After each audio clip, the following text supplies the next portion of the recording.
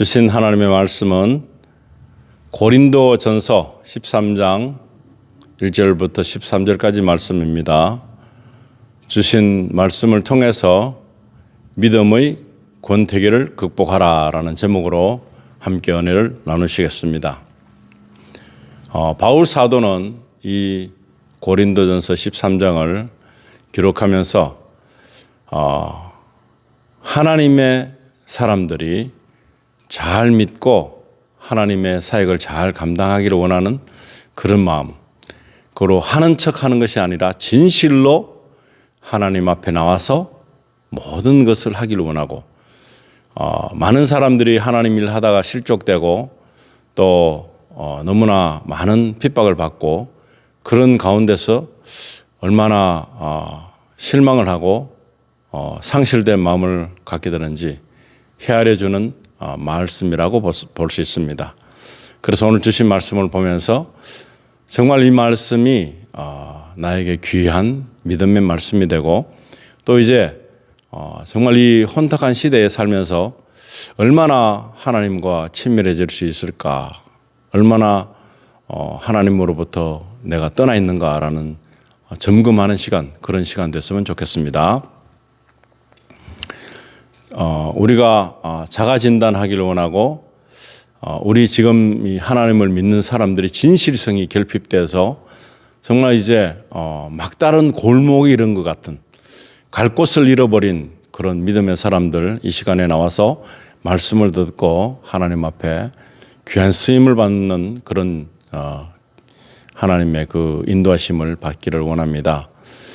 고린도전서 13장은 13절까지 있습니다. 그래서 정말 이 주옥 같은 말씀이 우리에게 어떤 일을 할 것인가, 어떤 내면의 것을 다시 회복시켜 줄 것인가, 그런 기대감을 가지고 믿음의 권태기를 극복하라는 제목으로 함께 은혜를 나눌 때에 귀한 시간 되어서 하나님의 그 놀라우신 축복을 경험하기를 원합니다. 고린도전서 13장 1절에 보시면은,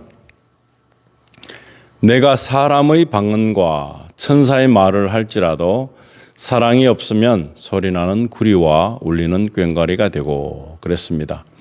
지금 이 말씀을 하는 그 시작부터 보면 이 말씀은 바로 불신자들에게 하는 말씀이 아닙니다. 우리 믿는 사람들에게, 열심히 믿는 사람에게, 또 너무나 신실한 사람들에게, 그리고 지금도 복음 사역을 위해서 죽기를 두려워하지 않고 열심을 내고 충성을 하는 많은 사람들에게 필요한 말씀이 될 수 있습니다. 그래서 사람의 방언, 천사의 말, 그러나 사랑이 없으면 소리나는 구리와 울리는 꽹과리가 되고, 말로만 해서는 되지 않는다 하는 표현도 될 수 있습니다. 근데 2절에 보시면, 내가 예언하는 능력이 있어 모든 비밀과 모든 지식을 알고 또 산을 옮길 만한 모든 믿음이 있을지라도 사랑이 없으면 내가 아무것도 아니요. 이 사랑이란 결정체를 통해서 일어나지 않는 모든 것은 어쩌면은 아무것도 아닌 허세에 불과하다고 볼 수 있다는 것입니다. 그리고 3절에는 내가 내게 있는 모든 것으로 구제하고 또 내 몸을 불사르게 내줄지라도 사랑이 없으면 내게 아무 유익이 없느니라. 도대체 어떤 사랑을 원하는 것인가? 무엇을 말하는 것인가? 하나님은 사랑이다 하셨는데, 지금 하나님의 사랑, 하나님이 없으면 그렇게 볼 수도 있고, 지금 우리가 하고 있는 모든 것에서 사랑이 없다. 그러면 사랑이 구체적으로 어떤 것인가 말해 줄 수 있죠. 그래서 바울 사도는 사랑을 구체적으로 말해주고 있습니다. 이 사랑의 반대적인 것은 무엇일까요? 사랑의 반대적인 거, 미움이나 질투나 이런 거겠죠. 근데 이 사랑하고 관계없는 것은 사탄의 부산물이 되는 것입니다. 그러면 오늘 이 사랑에 대해서 말해 줄 이 모든 단어들 보면서 이 사랑이 아닌 것, 이 사탄 마귀는 사랑이 없습니다. 위해 주는 것도 없습니다. 그저 망가지고 부패해지고 망하는 것이 그들의 목적인 것입니다. 그런데 여기서 사랑을 잘 알고 사랑이 아닌 것도 잘 알고 그렇게 해서 신앙생활을 해야 됩니다. 4절에 보시면은 사랑에 대한 구체적인 말씀이 나옵니다. 사랑은 오래 참고 사랑은 온유하며 시기하지 아니하며 사랑은 자랑하지 아니하며 교만하지 아니하며 이 아니해야 되는 걸 말하고 있습니다. 첫째는 사랑은 오래 참는다. 참는다는 것입니다. 이 사랑을 오래 참는다. 사랑은 오래 참는 것인데 또 온유해야 되고 시기하지 아니해야 되고 자랑하지 아니해야 되고 교만하지 아니해야 된다. 이 반대는 무엇입니까? 사랑은 오래 참고 했는데 마귀의 속성은 절대 오래 참지 못합니다. 또 온유하지 못합니다. 마귀의 속성은 시기합니다. 자랑합니다. 교만합니다. 이 사랑과 반대되는 그런 것을 사랑의 맥락으로 볼 때 너무나 뚜렷하게 표식이 되는 것입니다. 사랑 아닌 다른 것은 절대 참을 수 없는 거죠. 그리고 분노가 치밀어서 그대로 하는 것이죠. 온유라는 것은 찾을 수가 없죠. 그저 불같은 거죠. 그리고 항상 시기하죠. 잘 되는 꼴을 못 보는 거죠. 자기 위주로 보여지는 상황을 말하고 있습니다. 또 자랑합니다. 교만합니다. 이런 것은 마귀의 속성이 될 수 있습니다. 나는 지금 어떤 모습으로 살아가고 있느냐? 안 믿는 사람이나 믿는 사람이나 어디에서도 이것이 통용되는 것입니다. 내가 지금 시기하고 있고 나를 자랑하고 있고 교만하다면 참지도 못하고 온유하지도 못하다면 이것은 사랑과는 관계가 없는 하나님의 일을 하는 사람하고는 관계가 없는 사탄의 일을 하고 있다는 것입니다. 사탄의 앞잡이 노릇을 하는 것입니다. 사람들에게 집중되어 있고 내 스스로를 드러내려고 하고 칭찬해지고 높아지려고 하고 인정받기를 원하는 그런 모습은 바로 사탄의 모습인 것입니다. 사탄의 부산물이 되는 것입니다. 그리고 5절에 보시면 무례히 행하지 아니하며 사랑은 결국 무례히 행하지 아니한다 하는 것입니다. 자기의 유익을 구하지 아니한다는 것입니다. 성내지 아니한다는 것입니다. 악한 것을 생각하지 아니한다입니다. 그런데 반대로 하면은 아주 사탄의 앞잡이 하나님과는 관계없는 삶을 사는 사람들은 무례합니다. 자기의 유익밖에 모릅니다. 그리고 성내고 삽니다. 악한 것을 끊임없이 생각하고 사는 사람이 바로 그런 사람인 것입니다. 바울 사도도 굉장한 성령의 능력을 받아서 그 자리에서 변화되는 모습을 보게 되고 완전히 예수 그리스도의 그 반대되는 적개심을 품고 사는 그런 사람이었는데 이제 그 사람이 거듭나게 되고 성령으로 심지어 하나님의 음성을 듣는 예수님의 음성을 듣는 그런 이변도 있었습니다. 그러고서 너무나 활발하게 제자의 삶을 살다가 왜 이런 말씀을 적는가 보면 물론 성령님의 인도하심이 있겠지만 처음에 성령이 임했을 때 저절로 됩니다. 내가 의도하지 않는데도 모든 것이 사랑스러워 보입니다.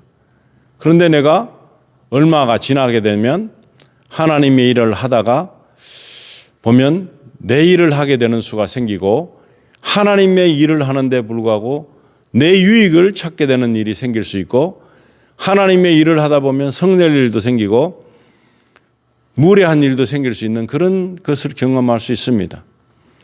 그랬을 때 성령이 임하면 저절로 양심이 치유됐을 때는 문제가 되지 않습니다. 그런데 우리 본성이 그 양심 속에서 꿈틀거리면서 하나님의 일을 방해하는 그런 일을 할 때에 우리가 쉽게 무너지고 넘어지게 되어 있습니다.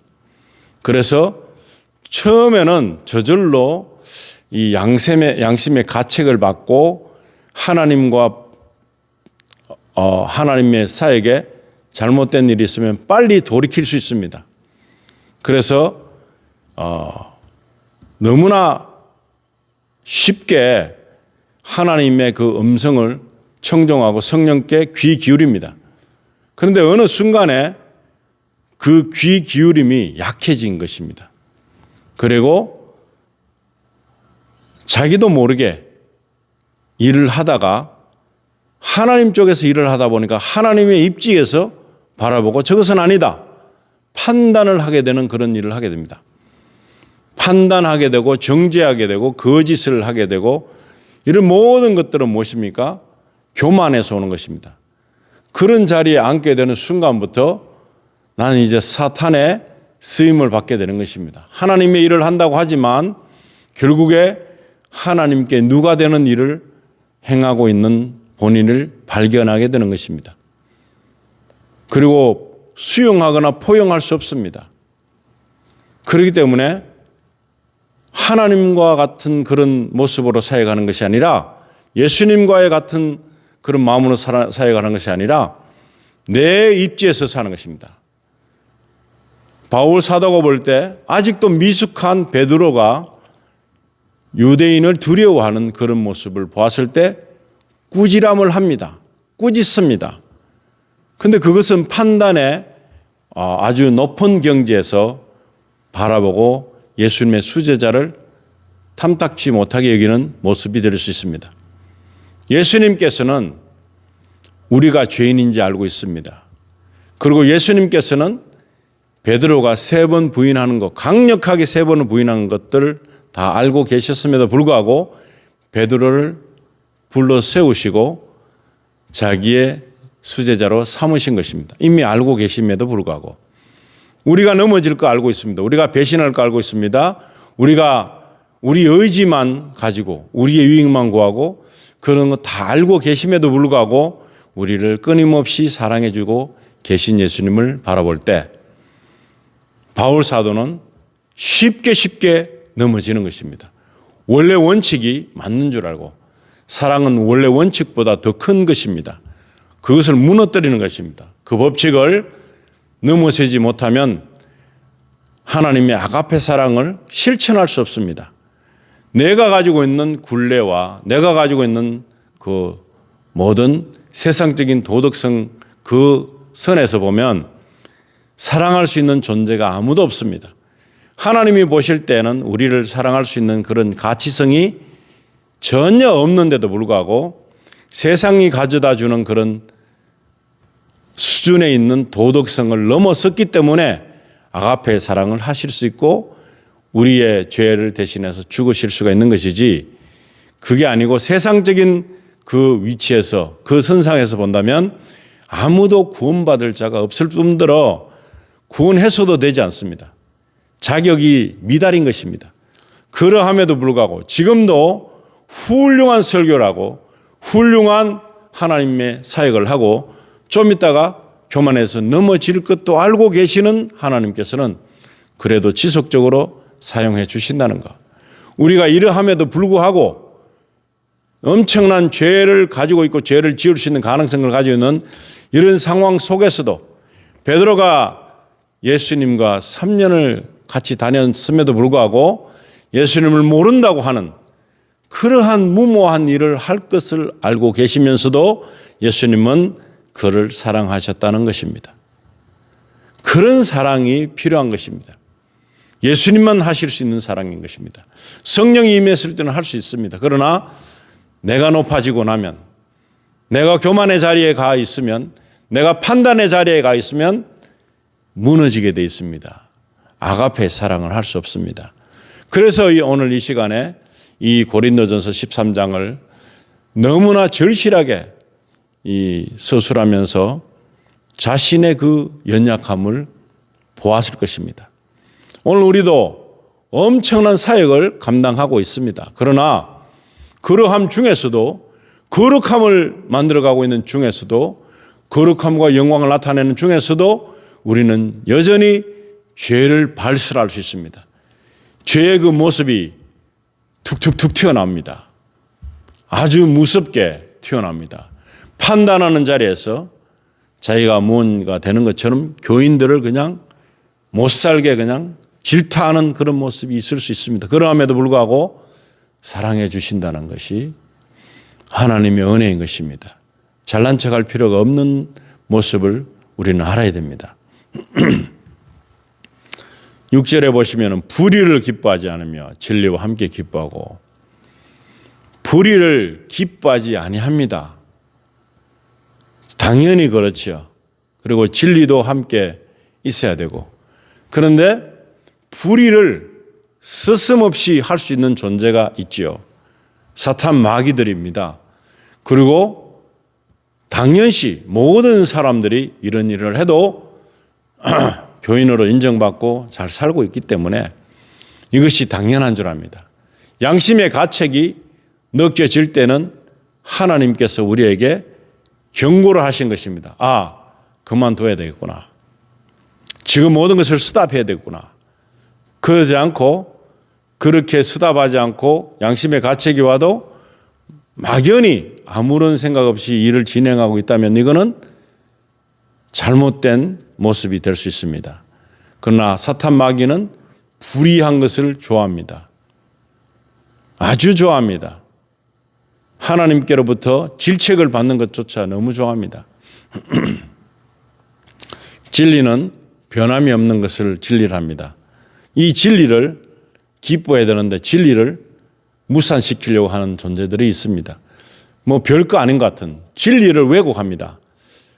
교회 와서 선한 일을 많이 하는 거, 도덕적으로 많은 것을 나타내고 드러내는 거, 세상의 기준에서 볼 때 정말 괜찮은 사람으로 남기를 원하는 그 모습으로만 살아가기를 원하는 그걸 심어주지, 너무 예수 그리스도의 그 복음에 따르는 진리는 감추어진 보물인데 감추어진 상태로 남겨두고 싶어지는 그런 마음을 갖게 하는 악의 모습이 사탄의 모습이 되는 것입니다.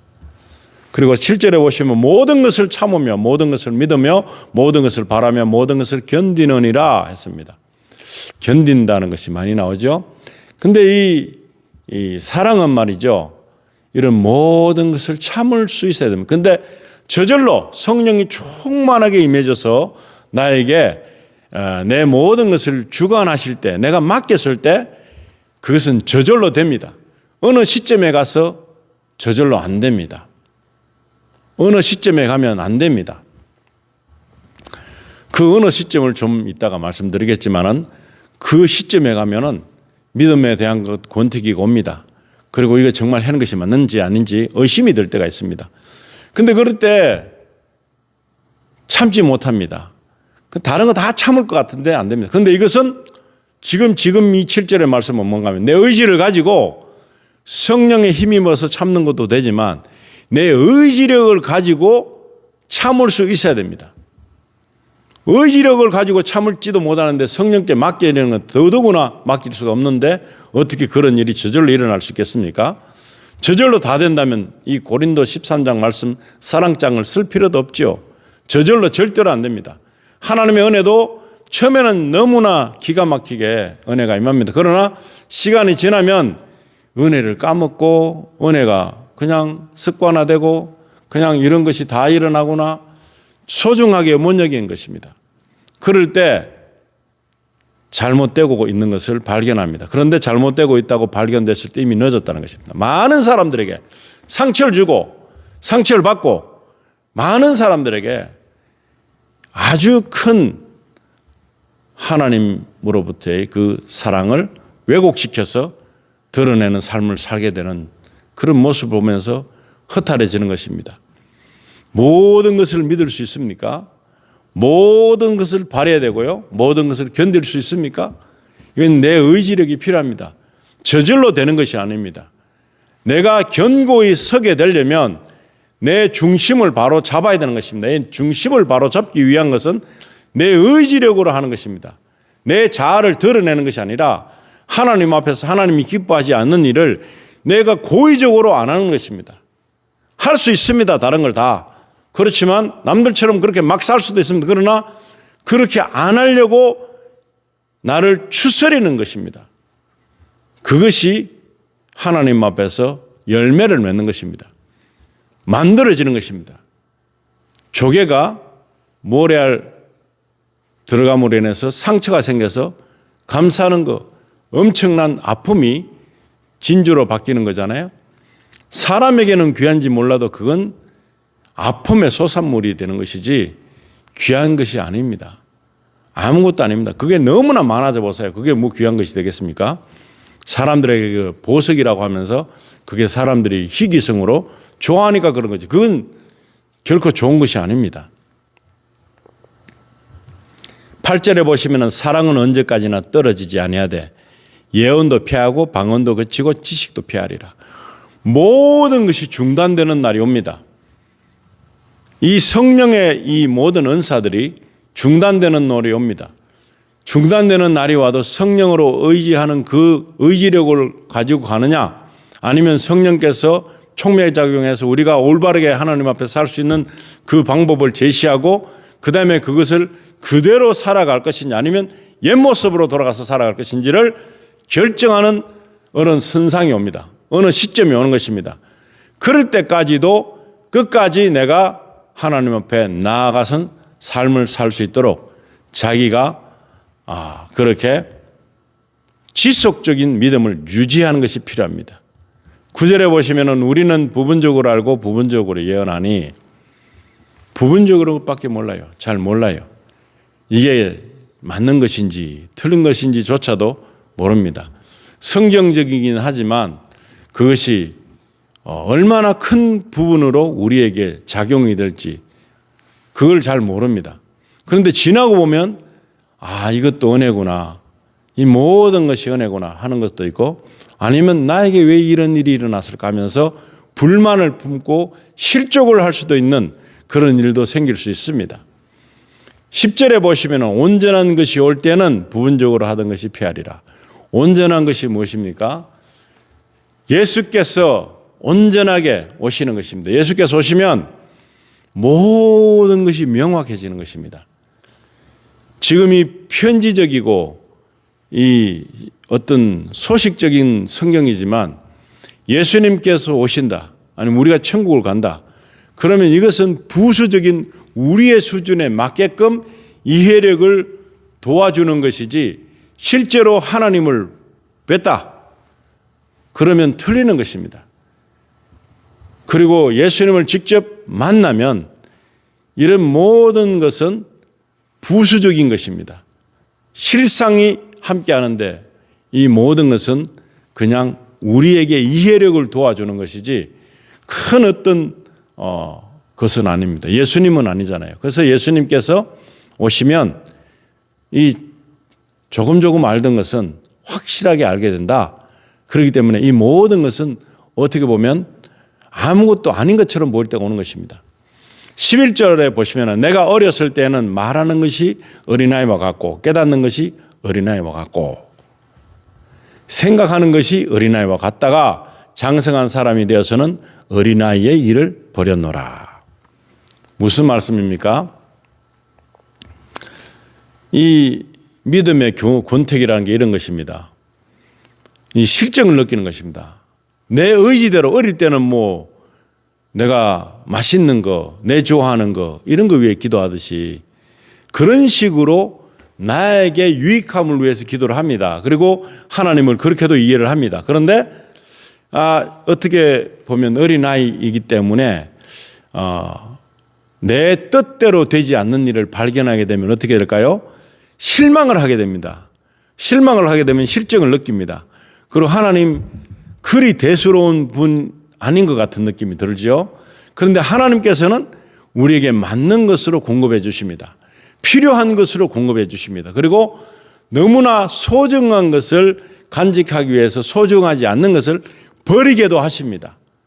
그런데 그것을 모르기 때문에 잘 몰라서 그래서 하나님 이러실 수가 있나요? 그 자기 뜻대로 안 된다고 하면서 상실감에 빠집니다. 상실감에 빠져서 이제 기도도 그렇게 중요하지 않는 것 같고 믿음 생활 그렇게 중요하지 않는 것 같고 예배가 그렇게 중요하지 않는 것 같고 그냥 성경 말씀 보는 것도 그리 중요하지 않는 것 같고 하나님과의 그 일을 위해서 같이 동반하는 일이 얼마나 중요한데 동행하는 삶도 그렇게 중요하지 않은 것 같고 그런 마음이 듭니다. 나를 특별 대우를 해주지 않는 하나님을 느끼는 그런 감정이 오는 것입니다. 그때 권태기에 빠지는 것입니다. 아, 이게 뭔가 내가 이렇게 열심히 믿는데 이 내가 하고 있는 열심은 어떤 것입니까? 어린아이 같은 믿음을 가지고 하는 모습을 가졌을 때죠. 그래서 바울 사도는 너무나 소중하게 이 모든 것을 표현했을 때 아주 간단명료하게 표현했습니다. 다 몰랐죠? 생각하는 것이 어린아이와 같다가 이제 장성한 사람이 되어서는 어린아이의 일을 버렸노라. 하나님의 뜻을 온전히 알고 나면 그게 아니라는 겁니다. 어린아이 때 중요한 것이 있고 어른으로서 중요한 것이 있습니다. 그런데 어린아이 때 중요한 것을 어른 때도 중요하게 여기십니까? 아닙니다. 어린아이 때 중요했던 것이 어른이 되면 별로 중요하지 않는 것이 너무나 많습니다. 아무것도 아닌 것입니다. 그런 것을 느끼게 되는 때에 이제 장성한 분량의 믿음이 되면은 전체를 보게 되어 있습니다. 그래서 하나님의 계획과 하나님의 말씀이 예언적으로 온 모든 말씀들이 이렇게 진행되는 거구나. 그러함에도 우리는 참 어렵다. 많은 사람들이 복음을 받아들이지 않는 모습을 보고 귀가 닫혀 있죠. 들을 귀 있는 사람이 없어지죠. 자꾸 세상적으로 가까이 갈 수밖에 없는 그런 재미에 노출되죠. 그래서 성경은 재미가 없고 아무것도 안 좋은 것 같은 그런 때가 있었습니다. 그랬을 때 권태기에 빠졌습니다. 기도하고 묵상하고 하는 것, 하나님께 의뢰하는 것, 이 모든 것이 귀찮아졌습니다. 그리고 들어주지도 않을 텐데 하나님의 뜻으로 구하지 않는 것들이 얼마나 많습니까? 그런데 장성한 사람이 됐을 때는 하나님의 뜻을 깨닫게 되는 것입니다. 예수님의 그 마음을 깊이 있게 알게 되는 것입니다. 그럴 때에 모든 것이 은혜구나 하는 것입니다. 그리고 나서는 하나님의 뜻을 존중하고 하나님의 그 인도하심을 최우선의 삶의 목표로 정하게 됐습니다. 이 장성한 분량의 사람이 됐을 때 그때 하나님의 뜻을 따르기로 합니다. 그런데 그 전에는 어떨까요? 그것이 너무나 구차스럽고 힘들고 수용 불가능하고 아무런 재미도 없고 아무런 희망도 없고 이거 한다고 내가 달라지는 게 있나? 하는 거. 그런 상태였다가 한 영혼을 천하보다 귀하게 여기시는 하나님의 뜻을 알고 나면 이제부터는 영혼 구원이 어마어마하게 중요하다는 사실을 알게 됩니다. 너무나 귀한 것이라는 것을 알게 됩니다. 그래서 12절에 보시면 우리가 지금은 거울로 보는 것 같이 희미하나 그때는 얼굴과 얼굴을 대하여 볼 것이요. 너무나 선명하게 보여지는 그런 순간에는 어린아이 같은 나의 그 모습으로는 볼 수가 없는 거죠. 근데 거울로 보는 것 같이도 못 보죠. 아무것도 안 보이는데 나만 보이는데요. 나만 위주로 살잖아. 나의 유익만을 구하잖아요. 그랬는데 아니라는 것입니다. 믿음이 커지고 이제 믿음이 생겨나고 내 의지력이 꽉 붙들고 있는 나의 중심이 하나님 중심으로 갈 때는 달라지는 것입니다. 그때서야 하나님께서는 귀한 사역을 맡기는 것입니다. 귀한 사역이 뭡니까? 영혼을 사랑해서 영혼을 구원하는 일입니다. 그런데 그러기 위해서 모든 것을 제공해 주시는 것입니다. 그렇게 선명한 모습으로 바라볼 때까지 연단도 올 수 있습니다. 힘듦도 올 수 있습니다.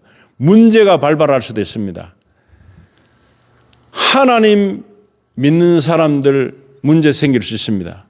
하나님 믿지 않는 사람들 당연히 문제 생길 수 있습니다. 그런데 그 모든 문제가 하나님을 믿는 사람들의 문제는 바로 축복으로 전환되는 과정이라는 것입니다. 문제가 많습니다. 문제는 문제로 끝났을 때 문제 덩어리가 커지고 증폭되고 힘들고 지쳐 쓰러져서 자멸하는 것인데 하나님 믿는 사람들은, 예수 그리스도의 은혜를 받은 사람들은 그 문제 덩어리를 하나님께로 가져갑니다. 의뢰합니다. 그때에 이 문제 덩어리는 바로 축복으로 전환되는 통로 결과를 나타내는 것입니다. 통로 역할을 하게 되고 그 문제를 통해서 더 선명하게 볼 수 있는 것입니다. 하나님의 일을, 하나님을, 예수 그리스도의 사역을, 그리고 하나님의 뜻을 더욱 분명하게 볼 수 있는 눈이 열리는 것입니다. 문제 때문에. 그래서 문제를 통해서 문이 열리는 것입니다. 그런데 많은 사람들 문제 오면 낙담하고 쓰러지고 지쳐서 하나님을 원망합니다. 그런데 하나님을 온전하게 믿는 사람들은 이 문제가 안 되고 이 문제가 오히려 큰 축복의 통로가 되는 것이고, 이제는 희미한 것이 아니라 선명하게 자꾸 선명해지면서 하나님의 뜻이 드러나고 보여지는 것입니다. 지금은 내가 부분적으로 아나 그때는 주께서 나를 아신 것 같이 내가 온전히 알리라. 이것은 바로 주님을 내가 모르고 있었기 때문에 문제를 통해서라도 주님을 알게 하시는 것입니다. 너무나 완벽하게 선명하게 알리게 하시기 위한 목적으로 문제를 제시합니다. 그 문제가 진짜 문제일까요? 하나님께서 나에게 좀 더 가까이 밀접하게 이 접촉이 되는 그런 순간이 되는 것이죠. 그렇기 때문에 너무나 중요한 그 문제를 도망쳐도 안 되고 버려도 안 되고, 그렇게 우리가 문제를 통해서 하나님의 뜻을 온전히 깨닫게 되는 것이 필요한 것입니다. 그래서 이 믿음에 있어서 권태기가 오면 어떻게 될까요? 해결책이 있습니다. 무슨 해결책인가 하면은 이스라엘 백성들이 포로로 바벨론에 잡혀가고 얼마나 고통 속에서 70년 막 얼마나 비참한, 우리 36년간 대한민국이 일본 그 통치하에 있었을 때 말도 없어지고 풍습도 다 없어졌습니다.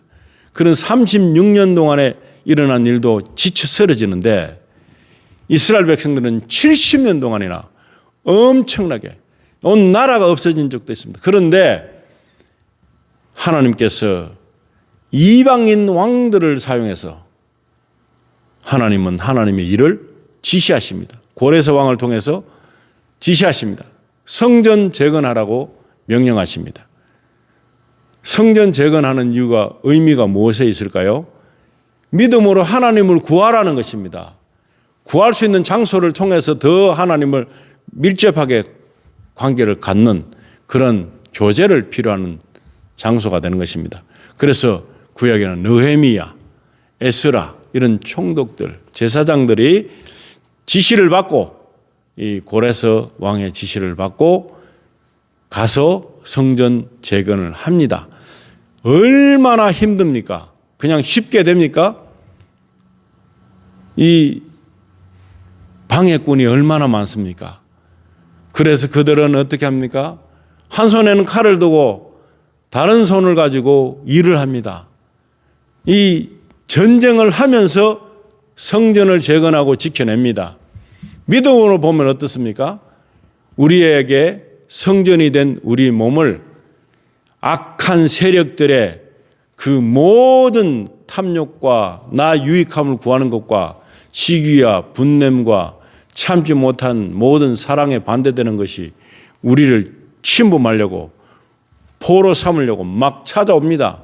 그때 우리는 이 내면의 전쟁을 해야 되는 것입니다. 온전히 뿌리칠 수 있는 그런 믿음을 가지고 나는 절대로 이들에게 넘어가지 않을 것이야 하는 단호한 믿음을 가지고 지켜내야 되는 것입니다. 그것이 성전 재건입니다. 믿음으로 죄의 포로에서, 욕심의 포로에서, 지쳐가는 권태기의 포로에서 벗어날 수 있는 유일한 길이 내 안에 있는 성전을 재건하는 것이 무너져버린 것. 예수님께서 성전 대청소한 날이 있습니다. 많은 사람들이 기도하는 집을 환전소로 바꾸고 여러 가지 핑계적인 것이 많지만 많은 사람들이 목적은 성전 안에서 기도하는, 예배를 드리는, 아니면 제사를 드리는 그런 일을 하게 되지만 그거 부수적인 것이 더 커져가지고 예수님께서 예루살렘에 들어가셔 그 모든 것을 뒤엎었다 그랬습니다. 왜 그랬을까요? 뒤엎어야 됩니다. 예수님이 하시는 일은 우리 성령께서 내 몸 안에 와서 내 마음속을 뒤엎어야 됩니다. 갈아엎어야 되는 것입니다. 새롭게 내가 이 권태기를 벗어나야 되는 것입니다. 믿음의 의심이 다 사라지고 나의 유익함이 다 사라지고 이 사랑에 대한 온전하심이 내 속에 온전하게 이루어질 수 있도록 우리가 성전 재건을 해야 됩니다. 전쟁으로. 그래야지만이 믿음의 권태기를 극복할 수 있습니다. 그래서 마지막 절 고린도전서 13장 13절에 보시면 그런즉 믿음, 소망, 사랑 이 세 가지는 항상 있을 것인데 그중에 제일은 사랑이라. 아멘. 이렇게 해석을 할 수 있지만 우리는 믿음이 있어야 됩니다. 천국 가는 소망이 있어야 됩니다. 그리고 사랑이 있어야 됩니다. 그런데 여기서 이 세 가지가 항상 있을 것인데 그중에 제일은 사랑이라 그랬습니다. 사랑이 없으면 어떻게 될까요? 허세라. 울리는 꽹과리가 되고 아무것도 소용이 없는 이 모든 하는 일이 결과적으로 열매를 맺지 못한다는 것입니다. 사랑이 없으면. 사랑이 있을 때만이 이 모든 적들 세력을 물리칠 수 있고 악한 세력, 사탄, 마귀의 권세를 온전히 물리쳐서 이제는 그것들을 제거할 수 있는, 제거해버리는 그런 믿음을 가지고 내가 쓰임을 받을 수 있고 하나님의 뜻을 이룰 수 있다는 것입니다. 그래야지만이 문제를 하나님께로 문제 덩어리를 가져갔을 때 이게 바로 축복의 전환점으로 바뀐다는 것을 경험하게 되는 것입니다. 그래서 믿음의 권태를 극복할 수 있는 유일한 방법은 바로 내 안에 이 모든 것이 떠도 고쳐져서 처음에 성령이 임했을 때는 저절로 됐지만 이제는 성령의 도움을 입고 더 큰 나의 영적인 교만을, 영적인 나태함을, 영적인 권태기를 완전히 뜯어 고치는 것입니다. 그래서 성전 재건을 함으로 인해서 내 더럽혀진 나의 성전이 온전하게 성령의 감화 감동이 일어나는 것입니다. 그런데 성령의 감화 감동이 일어나는 양심이 화인을 맞아가지고 내가 죄의식도 없어지고 이 거룩함이 온전히 거룩함인 줄도 모르고 그렇게 살고 있는 종교성의 사람들에게 일침이 전해지는 것입니다. 지금 이 순간에 우리의 모든 것을 바꿔야 됩니다. 그래서 믿음으로 살고자 하는 자는 이제는 전쟁을 해야 됩니다. 내 마음속에 내 양심을 다시 수술해야 됩니다. 성령으로. 내 양심에 이 찔림이 오거나 내 양심에 거리끼는 것이 오면 그 자리에서 중단하고 회개하고 돌이키는 믿음이 필요합니다. 양심에 이 무너지는 일을 계속적으로 하면 성령께서 일하지 않습니다. 성령 충만함을 받고 싶으십니까? 그러면 내 양심에 성령님의 인도하심을 온전히 의지할 수 있도록 내가 내어드리고 거리낌이 있는 모든 것은 제거를 하는 순서가 필요합니다. 그럴 때만이 우리는 온전하고 바른 믿음을 가지고 점도 없고 흠도 생기지 않는 그런 믿음으로 날마다 승리할 줄 믿습니다. 오늘도 이 시간에 저와 여러분이 이 말씀을 듣고 깨우치고 절대적인 성령의 음성에 귀를 기울이는 그런 귀한 믿음의 소유자가 다 되시기를 우리 주 예수님의 이름으로 축원드립니다. 기도하시겠습니다. 하나님 아버지, 저희가 이 종교성이 난무한 이때에 종교인으로 전락하고 뜨겁든지 차든지 하지도 못하고 우왕좌왕하는 그런 믿음을 가지고 살았습니다. 이 시간부터는 아버지 하나님 선명하게 거울로 보여지는 것보다 더 선명하게 아버지 하나님 저희들을 버려야 할 것과 간직해야 할 것을 구분하게 하시고, 그래서 어린아이 때 좋아했던 모든 것들이 있다면 이 시간에 버리게 하여 주셔서 장성한 분량, 우리가 그런 믿음이 되기까지는 문제들도 많이 있었고 또 어려움도 많이 있겠지만 그 문제와 어려움이 앞으로 오는 것들이 있다 할지라도 이것을 들고 하나님께 의뢰하겠습니다.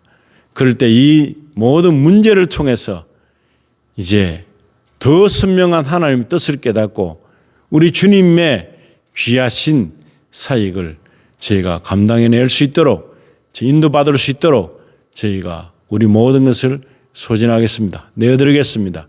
하나님 이 시간에 영광 받아주시고 우리 통해서 영광 받으시고 우리에게는 한량없으신 하나님의 은혜와 돌보심이 우리를 주장하게 해주시기를 간절히 바라고 원할 때 우리 주 예수 그리스도의 거룩하신 이름으로 기도드리옵나이다. 아멘.